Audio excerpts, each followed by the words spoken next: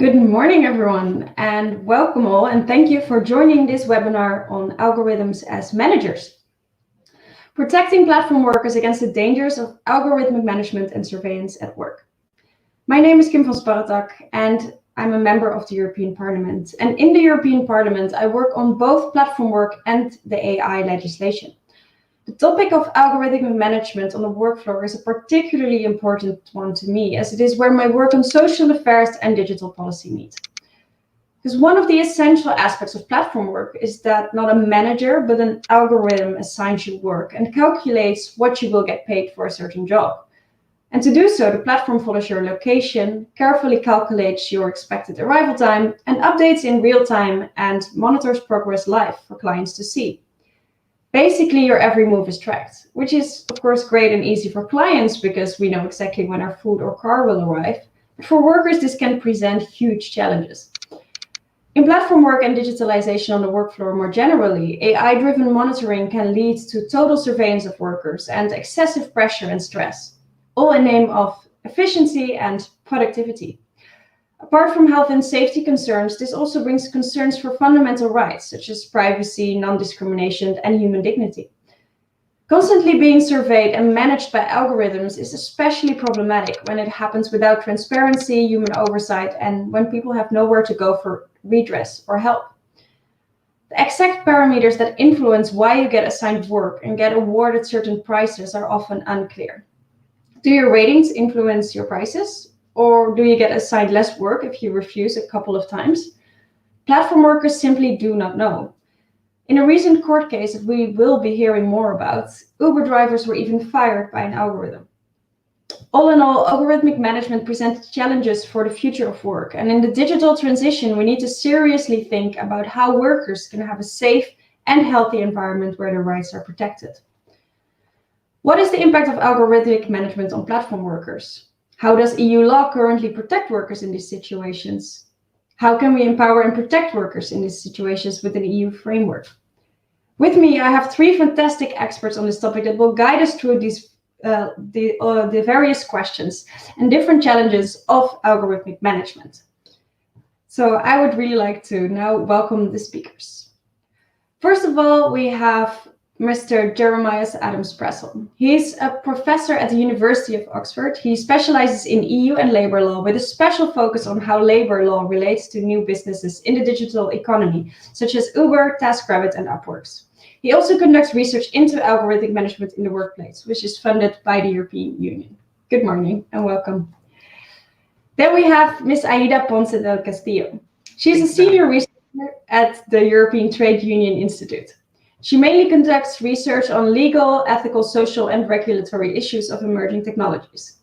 Previously, she was head of the ETUI Health and Safety Unit, where she worked on health and safety policy at work in the EU. She was also the coordinator of the Workers' Interest Group at the European Commission's Health and Safety Advisory Committee. Good morning and welcome. Then we have Mr. James Farrar. He's the founder and editor of Worker Info Exchange, an NGO dedicated to helping workers access data collected from them at work by major platforms such as Uber and Deliveroo. With this, they help platform workers to gain more insight into the algorithms that manage them and to use data to empower workers in lawsuits and collective bargaining. Welcome. Good morning. Thank you for having me.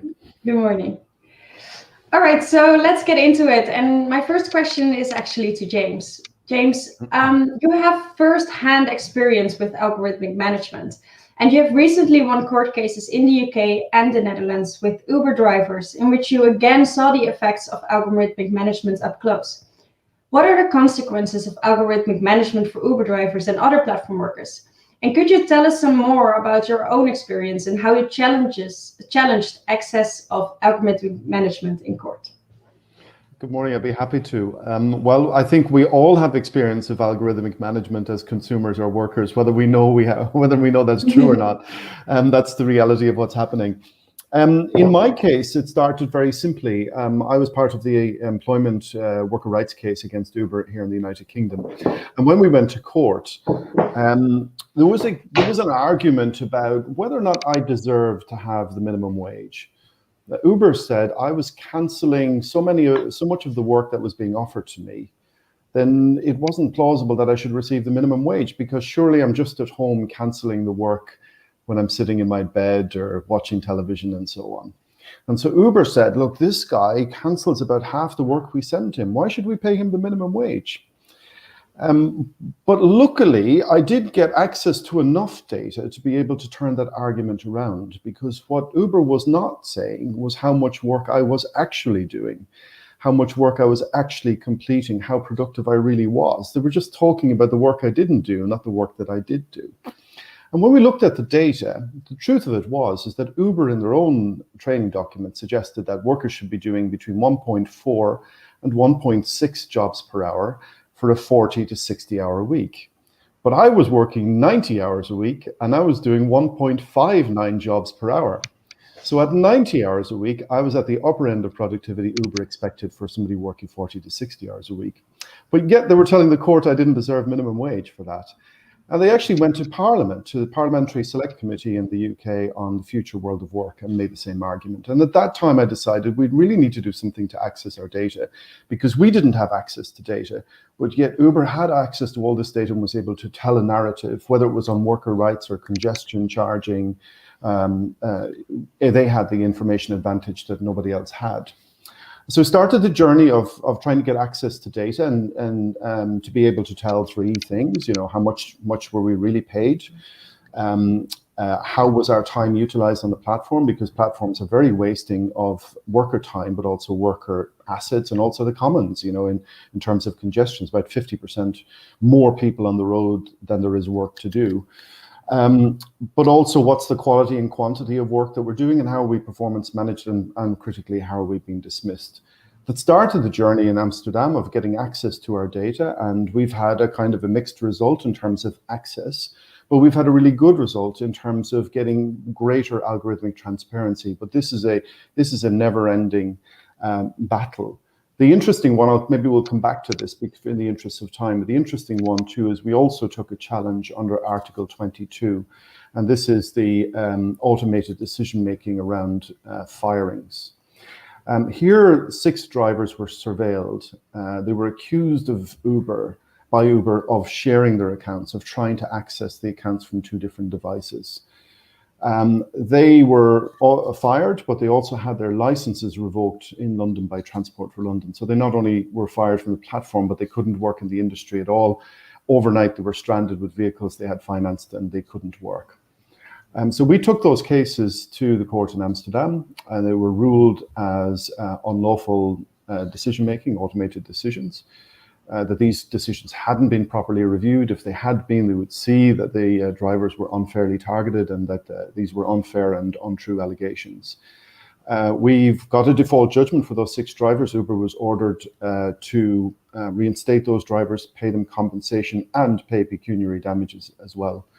Now, Uber says that it wasn't aware that these cases were filed, which is really not true. And in the end, Uber has accepted this default judgment. Separately, when we went to the Magistrates Court in London to win back those licenses, every single license was won back in the Magistrates Court. And the Magistrates Court was extremely critical of Uber in the way that they've used surveillance and in the way that these drivers were summarily dismissed by algorithm in this way. I think I better stop for now. There's a lot more to say as the hour goes on. Yes, well, thank you. It's very interesting to hear. And I mean, it's a good sign that at least the court cases are being won. It's not a lost case yet. Next, Jeremias, in your book, Humans as a Service, the Promises and Perils of the Gig Economy, you address the challenges of having an algorithm as your boss. Do you recognize what James said, and what challenges do you see with regards to the data collection, processing, and decision-making happening in platform work at the moment? And are platform workers sufficiently protected against those challenges under the current EU regulatory framework? Thank you, Kim. And yes, absolutely. I think in Humans as a Service, many of the challenges that James has been talking about have indeed been observed by gig economy workers around the world. So, and indeed also, and I think that's a really important point James has already made, this is not necessarily a phenomenon that's limited to the gig economy.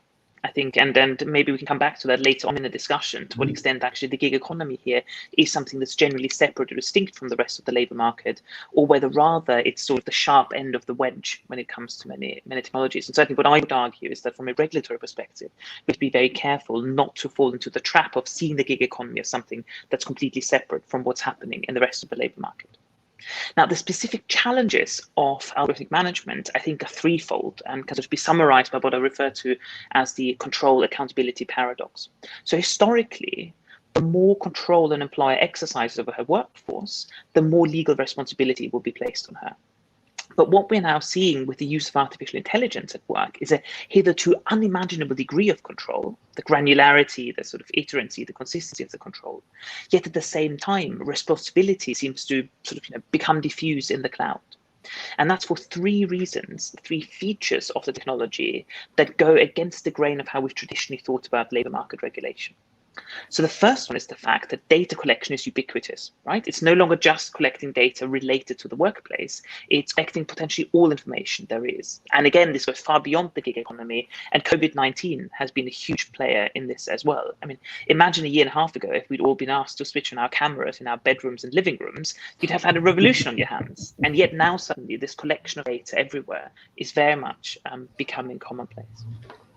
The second big challenge is what then happens with that information, the way it's processed.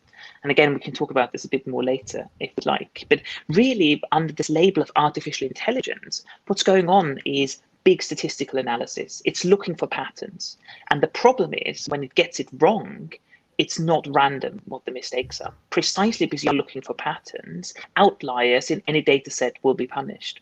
That's where a lot of problems with algorithmic bias come from. That's where a lot of problems with algorithmic discrimination come from. Anybody who's an outlier in any way, shape, or form will suffer. And so, for example, that can be the color of your skin or even your gender when it comes to facial recognition algorithms that are used for security purposes. That's a very classic example where actually, the algorithm doesn't get it randomly wrong. It ends up, by the very nature of the technology, getting it wrong in a systemic way. Yet at the same time, then actually finding explanations for it and understanding precisely what happened can also be extremely difficult, if not impossible. And finally, I think the other really interesting thing is the new ways in which control is being exercised. Right? This is no longer the sort of traditional boss tell workforce what to do. You can now really condition the choice environment of a worker.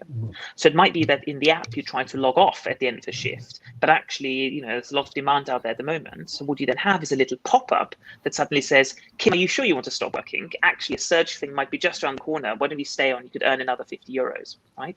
And a lot of sort of psychological studies have shown that that's actually much more powerful a way of exercising control than just saying, no, Kim, you should stay for another 20 minutes. Same sort of thing we see in warehouses where different workers' scores are shown and the speed, the rate that they work. But we also see it in white collar scenarios, right? So Microsoft, for example, has this email system which employees can install called Cortana, where every morning you get an email saying, good morning, Aida, you promised you would do this yesterday. Have you done it yet? And again, it's sort of sold us, this is completely private personal feedback to you, but nonetheless, it conditions the kind of pressure that workers feel at work. What about protection?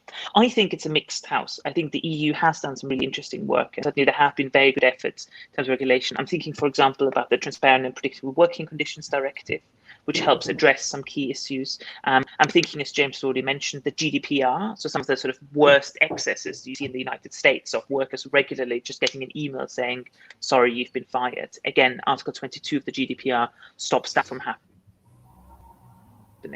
Discrimination law can also play a really important role. The EU has been key in developing the equal treatment key across the member states. My main concern is the fact that these are all silos. These are all different regulatory areas, often operated by different parts within the Union, within the Commission, and with very different normative goals. And so I think the real challenge is, how do we think about a technology that cuts right across all these different areas? And that's where a lot of hopes were had in the Artificial Intelligence Act, and perhaps we'll talk about the proposal for the regulation. But certainly so far, from an employment law perspective, it's very disappointing. I think it's very positive to see employment and the deployment of algorithms as being recognized as a high-risk area. I think what's very disappointing then is what then happens with that high-risk area, because as far as I can make it out, a bit of self-certification that's not even published certainly doesn't involve any sort of social partnership. I think that's a real problem, and I'm sure Aida will have more to say about that as well in a moment. But I think having some sort of opportunity now to think about how we can integrate these different regulatory regimes is really important. And then, and that's, I guess, more of a member state issue, because it's sort of just from a constitutional perspective, a lot of that is beyond the union's competence. But there's a real challenge surrounding enforcement. There's a real issue that even if we have these rights, you could have the clearest rights, and we've seen this with James litigating. I mean, the point is made. Every single court has agreed with him over the years, and yet actually in reality, how to enforce those rights and make those rights real is really difficult. Again, we have things in union law to that end, right? You look at Article 47 of the Charter of Fundamental Rights, which very explicitly says you have a right to the effective enforcement of your rights. There is a duty on the member states to ensure the effective enforcement, the fair util of union law. But translating that into practice is, I think, a real challenge going forward as well. Thank you so much. And then my question to Aida. As a researcher at ETUI, you recently warned for an AI regulatory winter because the AI regulation proposed by the Commission doesn't deal with the specific risks of using AI in employment. What do you think is missing in it and in the broader EU regulatory framework? And what would specific legislation on AI in employment have to cover? Thank you, Kim. And first of all, thank you for inviting me to this event and to be with this fantastic panel. To answer to your questions, I talk about an AI regulatory winter because, frankly, expectations were high. And the AI Act is disappointing with many critical gaps. It is designed, in my view, to promote AI as an industrial sector, but not really to protect rights or fundamental rights or workers' rights, which are completely absent. Also, it focuses on a limited number of high-risk AI systems, and the approach is based on self-assessment by the provider with no prior validation by any external authority. So your question was, what is missing in this proposal? Well, several things. A third-party conformity assessment, more clearly defined risk categories, a redress mechanism for the end user. I would also mention a human rights impact assessment, and also a truly democratic governance framework that involves social partners. What is also missing are provisions to regulate AI in employment. And I think that we do need an ad hoc directive that focuses on protecting workers, including platform workers, to complement the AI Act. So what would this directive cover? Well, several dimensions. The first one, the directive will be clearly establish the employer's responsibilities in preventing AI risks. These risks go beyond occupational health and safety. With AI come new risks, abuse of managerial power, risks to privacy, risks to data protection, fundamental rights, and overall health. Second, it would safeguard worker privacy and their data. GDPR, it's a fantastic and powerful regulation, but in practice, it is very difficult for workers to exercise their rights at work. Third, make the purpose of algorithms explainable. And again, this is about the responsibility of employers and the obligation they have to explain to their workforce the purpose of an algorithm when it interacts with them personally. This is linked with the fourth dimension, which is to ensure that workers can exercise their right to explanation. And the idea here is to enable workers to know and understand the reasons behind an automated decision, but also to contest it. And fifth, this directive would guarantee the human in command principle. This principle should be respected and should be also a new component of the work organization. And when we talk about human in command, the human should not be just the manager or the IT expert or specific department in a company. It should also be the worker representative. And finally, such a directive should prohibit algorithmic worker surveillance. With AI, worker monitoring has reached a new level, which I call algorithmic worker surveillance. New and advanced analytics have the ability to go much deeper in what they measure, including biological aspects, your behavior at work, your concentration level, and your emotions. It is like switching from a radar system, which looks at the surface of the sea, to a sonar system that builds a 3D image of everything that is under the surface. And algorithmic surveillance does not just scan, it really scrapes the personal life of workers and actively builds an image and then makes decision. This should not be allowed.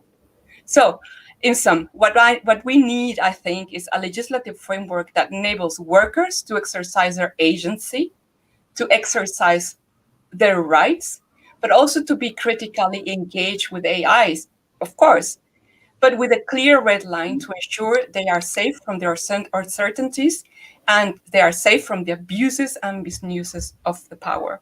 Thank you very much. Thank you, Aida. And well, this was just a short introduction of all the knowledge we have in this panel right now.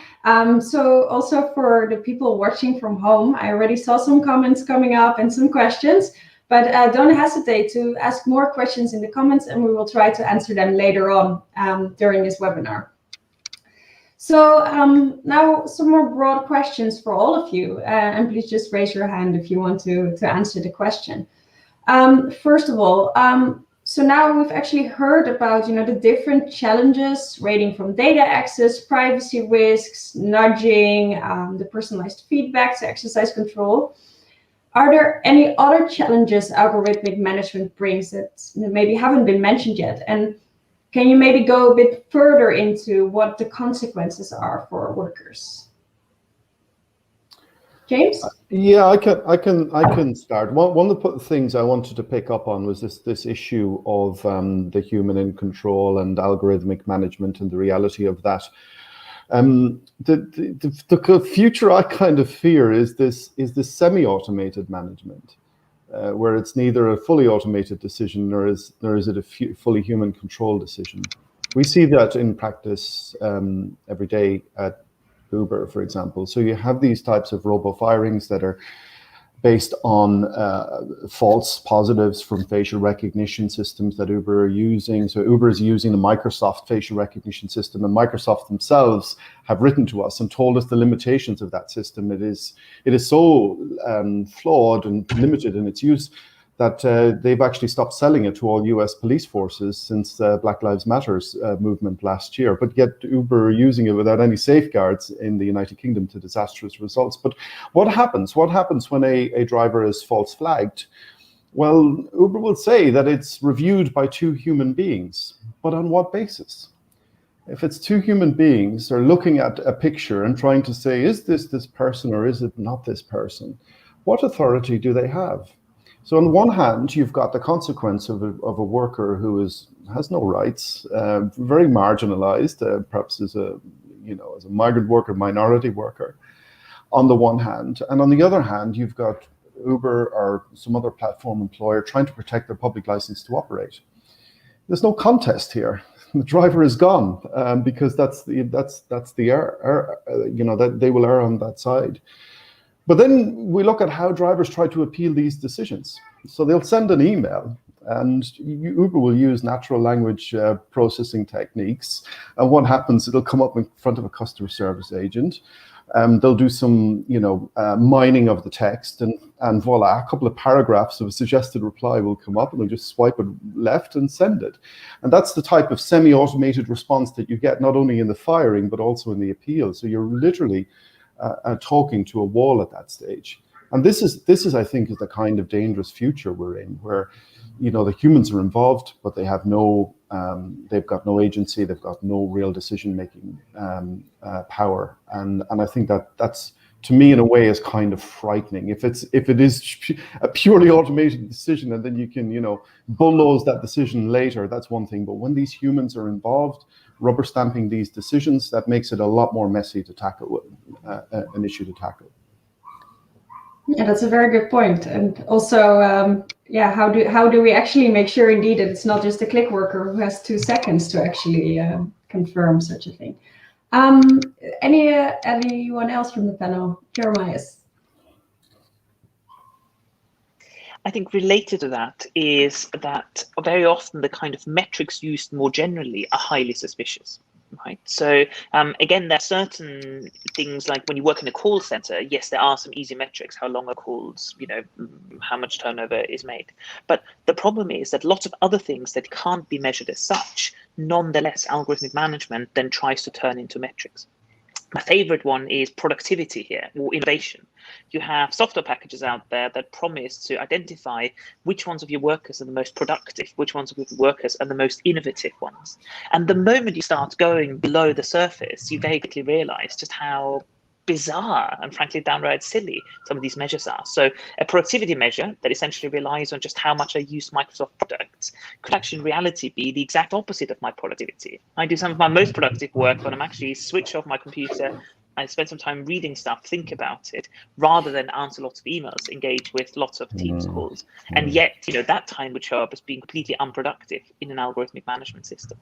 Again, you've got deep problems in terms of other systems that help, for example, big organizations in terms of talent retention and help with pay setting, where essentially what the software promises to do is to work out who the people most likely to jump ship are, and therefore, give promotions and pay rises to them, but not others.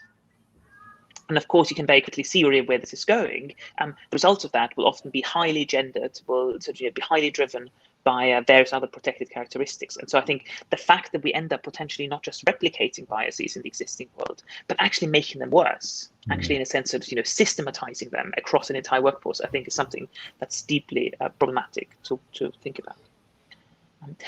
The other thing I was going to say is I think there are also some positive use cases of algorithmic management I have come across, and that I think if they were, and that's why I think we should really think about regulation of algorithms that work in the way that Aida has been talking about, right? Not a complete ban, but rather sort of world in which social dialogue is involved in rolling them out. So when it comes to scheduling system, for example, they can be set up in such a way that an automating scheduling software could take account of people's childcare needs or other care obligations they've got, right? Could actually optimize for where people live and what their kind of commuting is. Similarly, in the health and safety context, actually, we have seen some very interesting and very... And also very interesting what you say, about, how are we actually measuring productivity. One of the things that is, of course, always very often also mentioned when we're talking about AI is that the workforce who's actually creating the AI is, all very similar. It's often young white men working for big corporations. So they have a certain idea of what productivity means.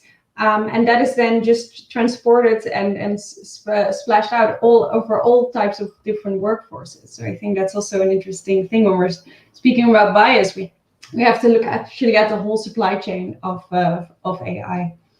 Aida, did you also want to reply? Yes. Yes, please. I have also a couple of things to say here. I think about, yes, productivity. There are things that need to be clarified, and measuring productivity is one thing. But what we have now with algorithms is much more complex, and human behavior is much more complex than just measuring how much time have you worked and where have you been and where are you going. And what we have is now today are tools that look at much more at the behavioral aspect, the emotions, and go beyond working time and health and safety. We have already tools that work very well with robots and the human-machine interaction in a specific factory and making sure that there are no accidents. That's fine, that is covered. What we are presented now is with algorithms or tools that go beyond behavior, beyond emotion, and this is what red lines need to be established. But I also want to say something about algorithms as managers, which is this motto or concept. And I think, to be honest, that is a linguistic fallacy, because there's always a human behind an algorithm who is ultimately responsible of what happens. Blaming an algorithm for possible mistakes is a way to dilute the responsibility, or even to deny that fact that there is a responsibility by just blaming the data set or the training data set which was biased. Granting the role of managing people hides the fact that there is a human behind the algorithm who has spotted, who has installed it, who has tweak it in a way that it fits a certain company or a certain group of people. So I don't think that we should shift the responsibility from a human manager to an algorithm. That in itself, that is an issue. Again, it's everything. It's about a responsibility, and there is always a CEO deciding to buy the tool. Definitely. And also, I think this is one of the discussions we're having very often also in the European Parliament, what kind of, who is the manager, and what is actually the role of a manager? Because very often it's reduced to the manager gives you the tasks and tells you what to do. But there's also responsibility in terms of, making sure your health and safety at work is comprehended, and also, that you stay healthy and safe at work. But perhaps as a follow-up on this, which rights do platform workers and workers actually need in these situations? And how can we empower them and ensure a safe and healthy working environment where their rights actually are respected? Who can I give the floor?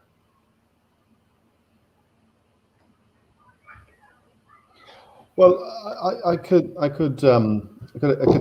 start with that. I just, in a way, want to talk about the reality of accessing these rights. One of the things that I notice about the GDPR is that in a way it's often conceived as a very individualistic right and a consumer right in a way rather than a worker right.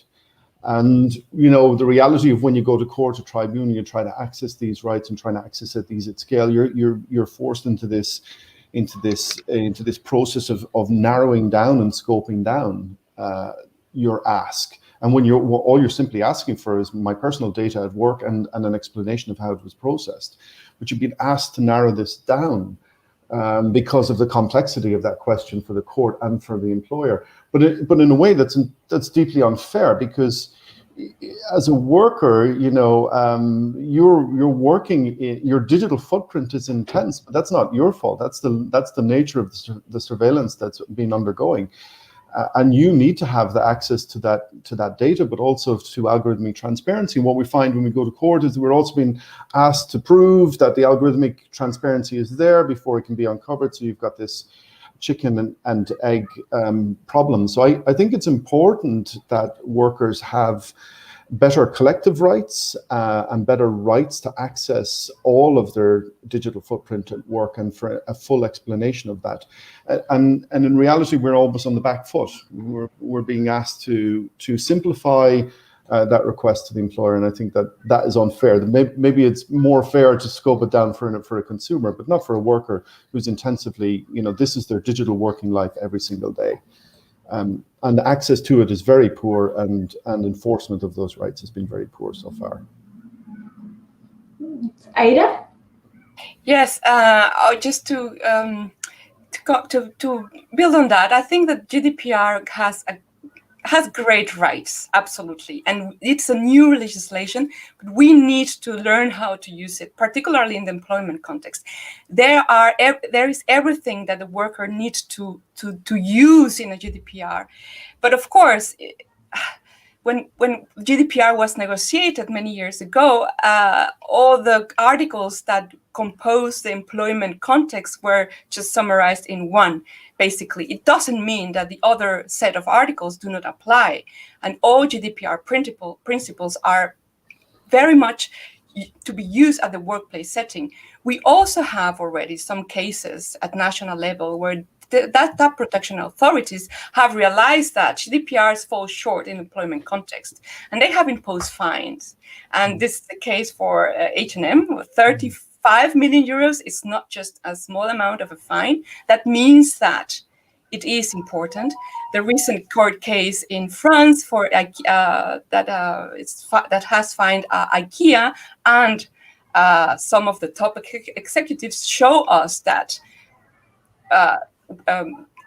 workers' data has been abused, that there has been a misuse of managerial power, and that there must be some penalties.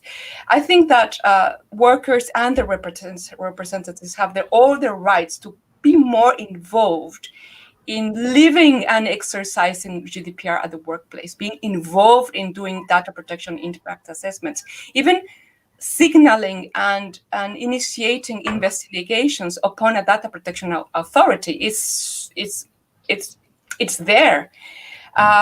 Well, this is what it comes from GDPR, so it has to be used at the workplace. And we have Article 80 also allowing trade unions or workers' associations to collectively exercise their rights under GDPR and exercise right the access, explanation, etc. Everything that James is already trying out. Yes, perhaps Jeremias and Aida already touched upon it, but let's go a bit deeper into the current regulatory setting. You know, we've heard there are silos, protection is very fragmented, and the current AI legislation does not focus on workers' rights. So how can we actually fill up these gaps? You know, Aida already mentioned we could use a separate regulation or a directive on workers' rights, but what other options do we have, or is that the only way to go? Because, you know, we know in European legislation, getting a new directive can also take a while. So what can we do already now?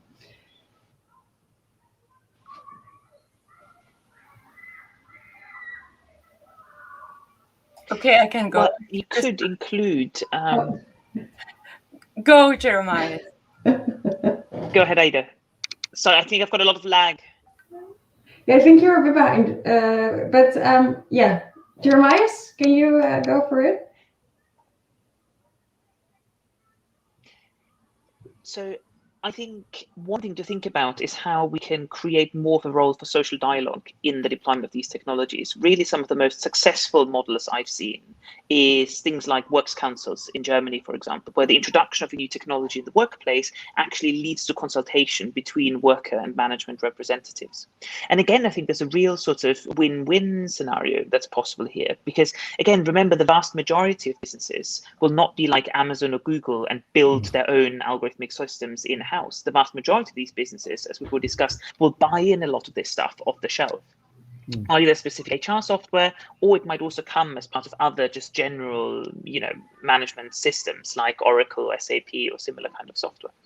And so what you then end up doing is essentially, you know, buying software that you don't necessarily understand even as an employer in its deployment.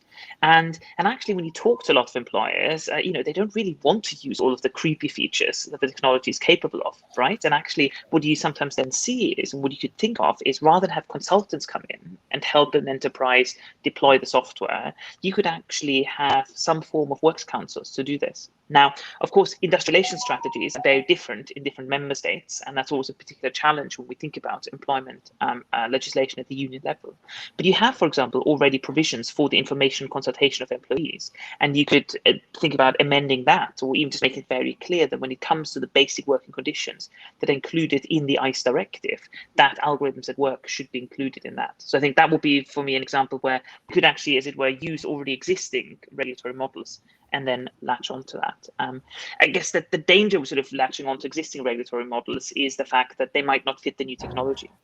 I think fundamentally, I think the biggest problem with the AI Act proposal is that it essentially latches onto product regulation, which the EU has been extremely successful in doing, right? We have technologies. There's a reason why coffee machines don't blow up and, you know, chainsaws don't take your leg off.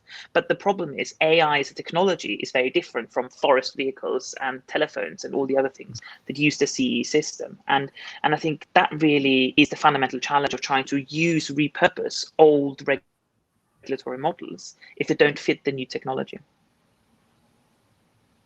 Yes, yeah, I think I totally agree. And you know, another point, but perhaps you can also touch upon, because I'm now going to give the floor to Aida. But one of the discussions that we're currently also having in the parliament, and which is very much pushed also by bigger platforms, is, yeah, but we can just ask for consent of the workers and then everything is fine. I'm not a fan of this concept, but I would really like to hear. I saw Aida already make a face.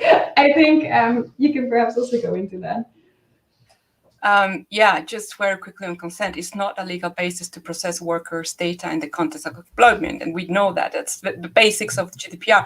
But consent can be used in extraordinary circumstances. Extraordinary means really extraordinary, out of the ordinary. And this is where consent has to be perhaps rethought. We have consent. It's an old issue, always highly discussed.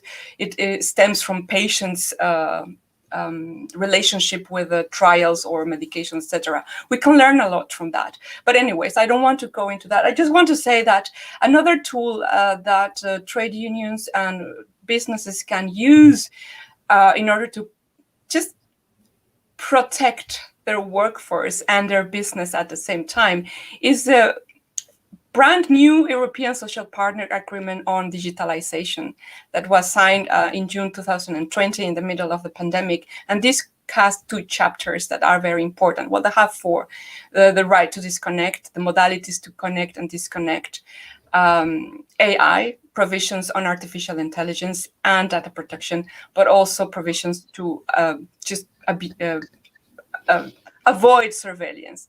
So already social partners have gone too far in having this agreement on digitalization that is quite open in order to accommodate AI and other enabling technologies. And this can be used at any level, at sectoral level, at national level, and it's very useful. And you were mentioning about the regulatory framework in the European Union and in accommodating emerging technologies. So I have been working with emerging technologies for 20 years, from DNA to nanomaterials, now to very invisible software that work with people. And what the EU needs now is to have an anticipatory framework that can encompass not only a single emerging technology as such, because technologies do not go just in one direction, but the convergence of technologies, because nanotechnology doesn't work on its own, biomedicine doesn't work on its own, and of course AI systems or AI as a label doesn't work on its own. When what we see in a company, it's a merge and intertwine of different technologies look like a robot, or that look like nothing because I don't see them as a worker. So, and the European Commission is perfectly capable to anticipate this in a regulatory framework. This is why I think that a specific directive on AI, but can be called something else, on employment or emerging technologies in the issue of employment, could be possible in a more anticipatory way that we have done, for example, with the fields of chemicals. But that's perhaps another discussion. I stop here. All right, thank you. We've actually gotten a lot of questions already from the audience, and we start with the first one.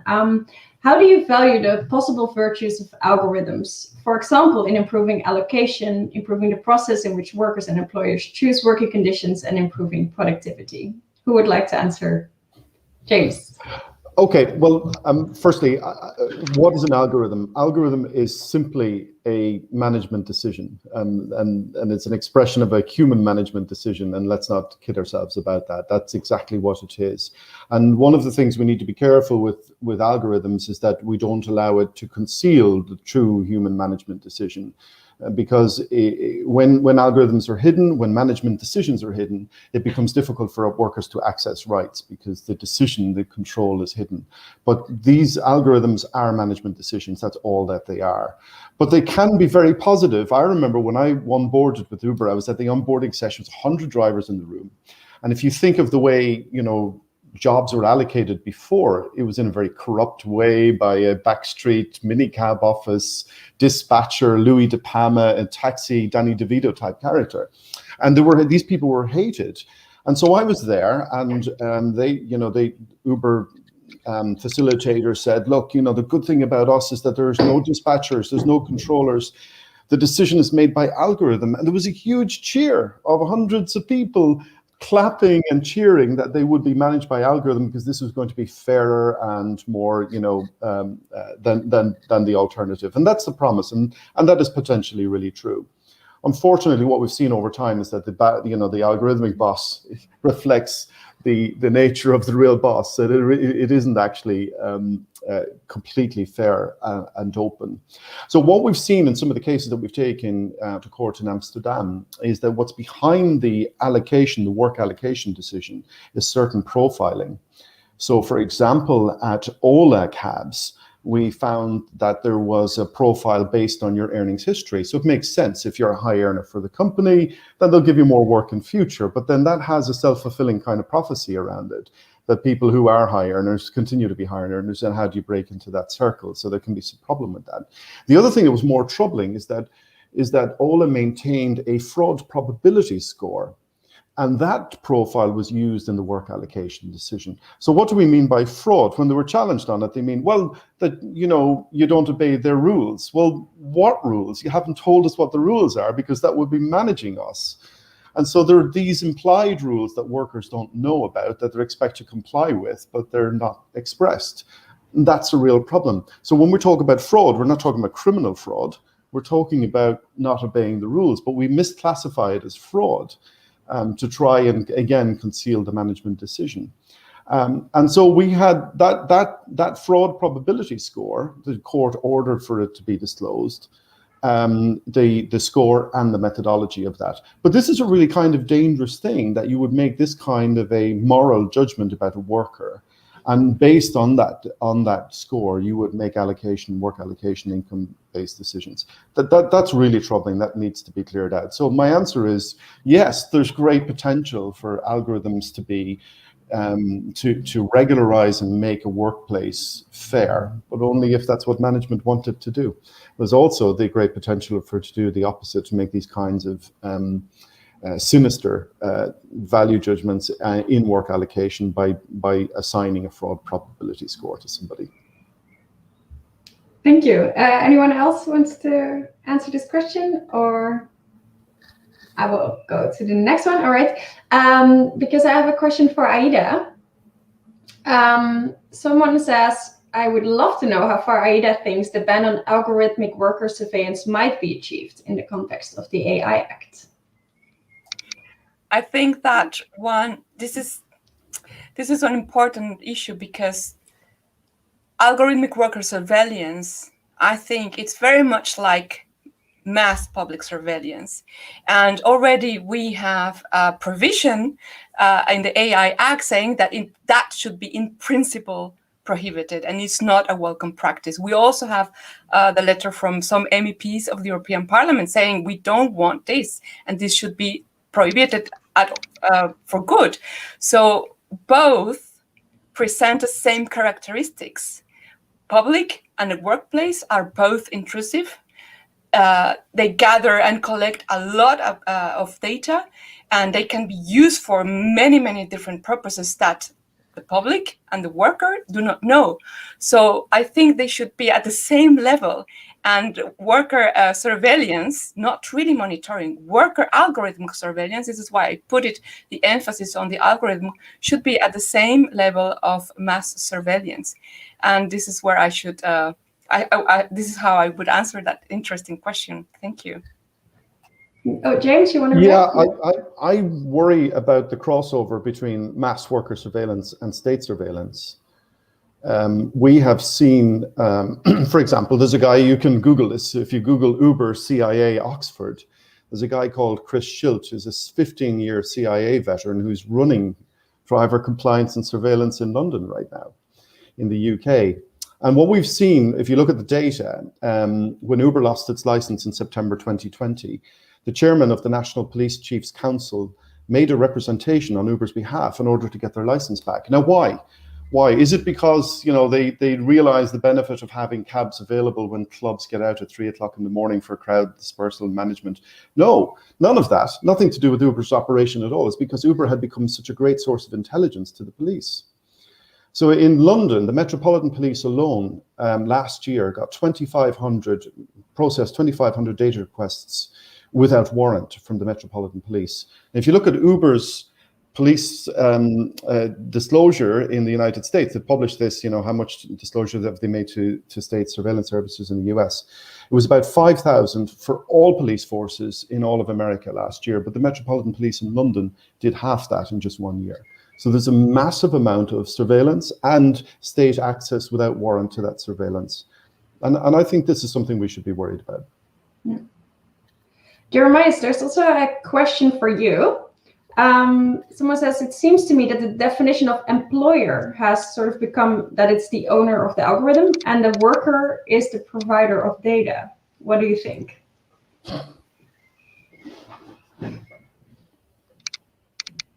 Oh, you're frozen. Are you still there? Yes, I think I can hear you again now. Yes, I'm still there. Can you hear me? Yes, we can hear you. I think, good. Yeah, thank you. That's a question that's very dear to my heart. So my first book was actually all about trying to work out how we can establish responsibility and define the employer in complex scenarios. And the sort of AI supply chain is very much threatening the unitary picture of the employer, right? We always have this view that the employer is the person ultimately who's responsible. And what AI supply chain is that, as I've already hinted at, employers very often don't necessarily understand that technology they're deploying. And indeed, sometimes employers are even duped to some extent by the AI supply chain. I've seen scenarios where, a product is sold and it says, this is completely compliant with the GDPR. And then when you start looking into what that statement actually means is there's a little thing somewhere in the back that says, insofar as the software sees itself simply as the processor of the data rather than the controller of the data, right? Which is an attempt contractually to shift liability, which the Court of Justice has already said is not necessarily how it works. So there actually, I think, I saw it as very positive that the EU AI regulation proposal actually sees beyond this sort of binary approach and actually does recognize that within the AI supply chain, there are lots of different entities, and they would actually want to have more tailored responsibilities on each of these entities, and that it can't just be the end user employer. I think the real challenge, as Aida has already pointed out and other commentators have pointed out, is that the data subject, as it were, is not included at all in the regulation. So that the problem is, the user of the software, essentially all the obligation they've got under the AI regulation is just to, not do off-label usage, right? Essentially just have to deploy the system for what it's been designed to do. And so I think the real challenge here in terms of identifying the responsible employer is, well, actually as the user probably should have more duties. For example, they should have a duty about consultation before it's rolled out, right? Conducting the sort of fundamental rights-based impact assessment as well. Yes, thank you. So another question we got is, can an awareness program be helpful in telling employees their rights? Who would like to answer this? Yeah, I mean, I would say definitely. But I think to be fair, most Uber drivers understand very quickly, or most platform workers understand very quickly how this game works. So, I think they are already aware that the work is digitally intermediated and that they're being digitally managed one way or another. But what workers are hungry for is how. What is the rules of the game here? How am I being managed? And that's not so much to ask, really, is it? Is tell me how I'm being algorithmically managed. Tell me what the rules are. Don't hide this from me. And it's really that simple. So I think the trouble with the awareness program is that, and it leads to very quickly to the next question, is that, well, okay, now that I'm aware, tell me how I access these algorithms. Tell me how I access my data. Tell me how I participate in this conversation. And there we run into a wall. Yeah. Actually, we also got a question, and perhaps, just to go back also a bit to the platform workers, because that's what we are voting on next week in the European Parliament. So one of the things that you also already mentioned, James, is, you have been fighting to earn at least minimum wage. And this is a problem that we're seeing overall, that people that are working, especially in the platform economy, they actually have very little means to go to court, to actually hire a lawyer. And, you need a lawyer basically to even find out whether your rights have been jeopardized or have been taken away from you or whatever, because it's so fragmented. So, how can you really contest an automatic decisions? Because how can workers point out errors in the software of the boss for free? That's a question that we're getting. How do we have to deal with this? And perhaps James, you're the first person who can ask this question, but perhaps Aida and Jeremias also have some ideas about this. It's fiendishly difficult to do for workers to be able to first identify that there has been an automated decision. I think it's extremely difficult in a context where the employer is completely opaque and not transparent to identify that an automated decision has taken place. And then be able to have a meaningful conversation about that. And like I say, the reality of it is that it's probably more complex than that. It's a semi-automated decision, and to what extent the real debate then becomes, well, to what extent was the management human intervention meaningful and real, or was it rubber stamping? And to get to that, you need an immense amount of discovery, but you need to have a great deal of insight and understanding as a worker yourself, and the resources to forward those types of arguments. Very difficult to do without significant trade union power and rights of access for trade unions to be able to be able to lead those conversations. So in many respects, the cases we've brought and won have been great, but they're demonstrator cases. It's very difficult for other workers to follow in the footpath and access those rights on an individual basis. Yeah. Aida? Yeah, thank you. Well, first, I just wanted to go a little bit back to what Jeremias just said about the employers. Sometimes they don't understand what the software is doing or what's the full capabilities of the tool, or whether they want to use something or not. I have a little bit of a problem with that, to be honest, because in some companies that I have been chance to assess, every time I ask for the DPIA and I read it and I go into that and then I start asking questions, sometimes I just get pushed out of the conversation, and they know what they are buying. I don't think that employers are naive, and I don't think that employers they just don't know. They know very well. They are very intelligent people, just like you and me and everybody else. But when it comes to the disclosure of the information within DPIA, or the assessment or the proportionality test of the tool, then is where I have my blockages, and then I cannot get information and they don't want to give it to me. And they are very, very vocal about that. Sorry, we don't want to give it to you. Yes, but GDPR, yeah. GDPR says that, but we don't want to give it to you, period. So in asking about how to contest an algorithm, here is our first blockage.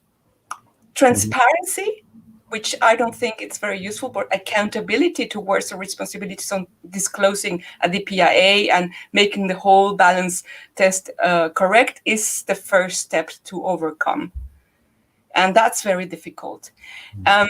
So this is where I would start by encouraging not only trade unions, but workers' representatives and DPOs and everybody who is around the company to just be asking all the time, where is our involvement in establishing and deploying these tools and software? What is this tool doing to me? How am I interacting with the machine? Is it collecting my data, and in how? I have the right to know, and you have the obligation to explain that to me. That's really the first step. We already know that AI is somewhere. The problem with AI is that we don't see it because it's hidden behind a computer. If you have the luck to work with a robot, at least you know you're working with a moving machine that can do something. Very simple industrial robot in a factory building cars. But when working in another setting, then the invisibility of the technology makes another difficulty to know what's happening really if you don't start asking those questions. So yes, I think I said what I wanted to say about the right to explanation, and about it's difficult to get information back from the employers when we ask about what the technology is actually doing. Yeah, that's interesting. I see actually we are already running out of time.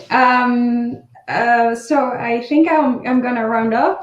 We didn't even have time to answer all the questions. The comments there were lots of comments and questions. So thank you so much also for the engagement. And thanks so much again for this great group of experts, Aida, Jeremias, James. I wish I could bring you along with me when I'm negotiating about these topics in the Parliament to, push a bit more for the rights of workers. I think within the EU policy debate, we discuss this topic so much, and it's very often about how AI and technological developments might take over jobs in the future. But what is overlooked so often that instead of taking over work from humans, AI on the work floor is just used to transform employees into living robots already. And it just impacts, workers' daily lives heavily.